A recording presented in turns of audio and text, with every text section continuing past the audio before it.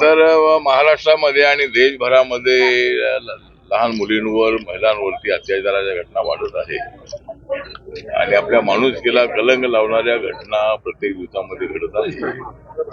त्याचा जे त्या घटनेमधली घटना म्हणजे कल्याणमध्ये कोळशीवाडीमध्ये अत्यंत निगून अशा पद्धतीची घटना घडलेली आहे. एका अल्पवयीन मुलीवरती बलात्कार करून तिची हत्या करण्यात आलेली आहे. पोलिसांनी आरोपीला पकडलेला आहे आणि पोलिसांच्या ताब्यामध्ये आता आरोपी आहे. त्या आरोपीची पत्नी ताब्यामध्ये आहे.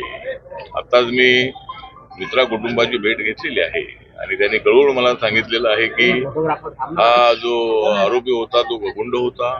त्याच्यावर यापूर्वी कारवाई झाली असती तर कदाचित माझ्या मुलीवर असा प्रसंग आला नसता. आणि आता ही जी बिल्डिंग आहे या बिल्डिंगला महानगरपालिकेने तोडण्याचं नोटीस यापूर्वी दिलेलं आहे. अनेक लोकांनी घर खाली केलेली आहे. काही थोडे लोक त्यामध्ये राहिलेले आहेत. आताच मी म्युनिसिपल आयुक्तांशी बोललेलो आहे आणि बिल्डिंग पडण्याच्या स्थितीत असेल, धोक्यामध्ये असेल तर ताबडतोब या बिल्डिंगचं डिमॉलिशन करणं अत्यंत आवश्यक आहे. अशा सूचना मी आयुक्तांना दिलेल्या आहेत. आणि ECB जे आहे ते त्यांच्याशी माझं बोलणं झालेलं आहे आणि आरोपीला फाशी शिक्षा होणं अत्यंत आवश्यक आहे. आणि ज्या आरोपीनं कृत्य केलेलं आहे त्याला साथ देणारी त्याची पत्नी आहे तिला सुद्धा फाशी झाली पाहिजे. अशा पद्धतीची लोकांचा आक्रोश आहे, लोकांची मागणी आहे.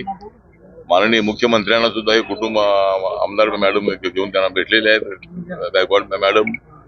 आणि मुख्यमंत्री फंडातून या कुटुंब अत्यंत गरीब आहे. म्हणजे ड्रायव्हर हा तिचा वडील आहे आणि 2 पिढ्यापासून त्यांचं कुटुंब महाराष्ट्रामध्ये आलेलं आहे, मुंबईमध्ये आलेलं आहे, कल्याणमध्ये आलेलं आहे.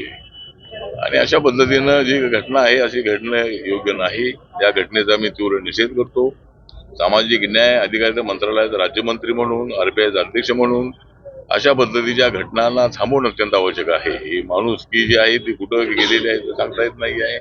रोज अशा पद्धतीच्या घटना घडल्याच्या बातम्या वर्तमानपत्रामध्ये, टीव्हीमध्ये येत आहेत आणि याला थांबवणं अत्यंत आवश्यक आहे. त्यासाठी समाजामध्ये काम करणाऱ्या लोकांनी पुढे आलं पाहिजे आणि अशा पद्धतीचे जे कृत्य करणारे लोक आहेत त्यांना फाशी झाली पाहिजे.